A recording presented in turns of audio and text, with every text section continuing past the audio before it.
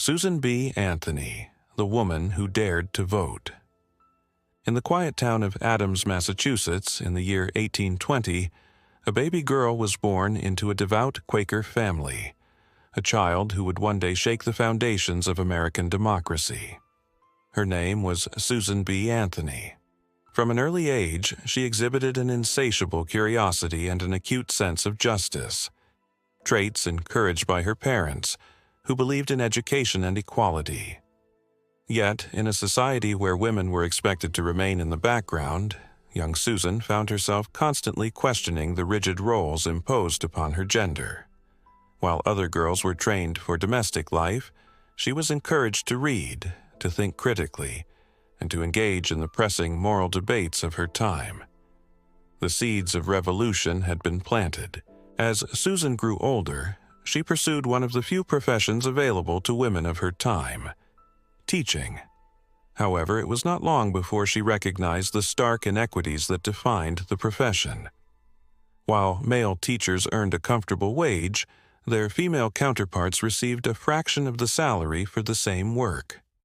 This blatant injustice infuriated her. She believed that women's intellect and labor were equally valuable, yet society refused to acknowledge it. This experience would prove to be a pivotal moment in her life, reinforcing her belief that systemic inequality was not merely an unfortunate byproduct of the times, but a deliberate mechanism designed to suppress women. If women were to achieve true equality, they would need power, and that power could only come through securing the right to vote. In 1851, Susan B. Anthony attended an anti-slavery convention in Seneca Falls, New York, a gathering that would alter the course of her life. There, she was introduced to Elizabeth Cady Stanton, an impassioned advocate for women's rights. Their meeting was nothing short of transformative. Stanton possessed the keen intellect and literary prowess to articulate the struggle for women's suffrage, while Anthony, with her tireless energy and unmatched oratory skills, had the ability to mobilize the masses. Together, they forged one of the most formidable partnerships in American history.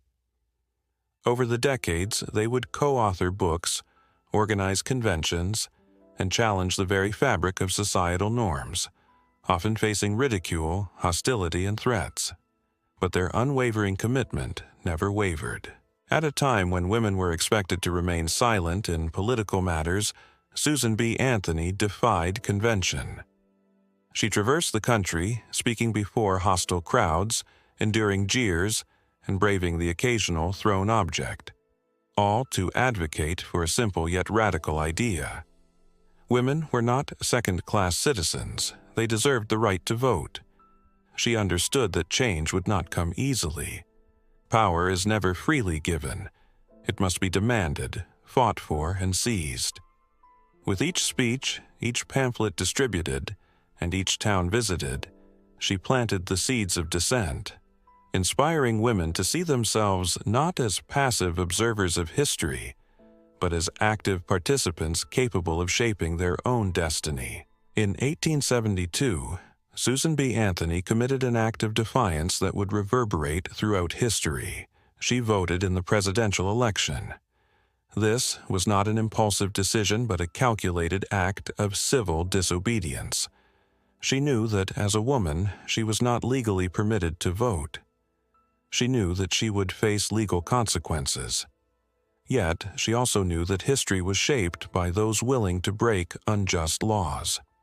When she entered the polling station and cast her ballot, she was not merely voting for a candidate. She was challenging the very legitimacy of a system that denied half the population a voice in their own governance. Soon after casting her vote, Susan B. Anthony was arrested and charged with illegal voting. At her trial, she was not permitted to testify in her own defense, a grim reminder of the silencing of women in both legal and political arenas. When the judge imposed a fine of $100, she responded with characteristic defiance. "I shall never pay $1 of your unjust penalty." And she never did. Her trial became a national spectacle, drawing attention to the absurdity of a government that prided itself on democracy, while simultaneously denying women the right to participate in it. Susan B. Anthony did not live to see the fruits of her labor. She passed away in 1906, 14 years before the passage of the 19th Amendment, which granted women the right to vote. But history does not forget those who dare to challenge injustice. The movement she helped build carried forward, and in 1920, women finally cast their votes as full citizens of the United States. Her legacy is a testament to the power of persistence, the idea that one individual, armed with conviction, can indeed alter the course of history. Though Susan B. Anthony did not live to see women secure the right to vote, her influence endures in ways both symbolic and tangible. Her name is now synonymous with courage, perseverance, and the relentless pursuit of justice. In 1979, her face was immortalized on the Susan B. Anthony dollar coin, the first U.S. coin to depict a real woman rather than a mythical figure. But her true legacy is not found in metal or monuments. It is etched in the democratic freedoms enjoyed by millions of women who cast their ballots in elections across the nation. Today, we take the right to vote for granted. Yet it was not so long ago that this fundamental privilege was denied to half the population. Anthony's story serves as both an inspiration and a reminder that progress is never inevitable, that rights must be fought for, and that the voices of those who refuse to accept injustice will echo long after they are gone. So the question remains: what injustices of today demand the same boldness, the same resolve? What changes will future generations look back on and thank us for pursuing?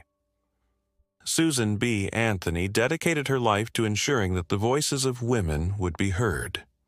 Now, the responsibility lies with us to honor her legacy, to participate in the democracy she helped shape, and to remember that one determined individual can, indeed, change the world.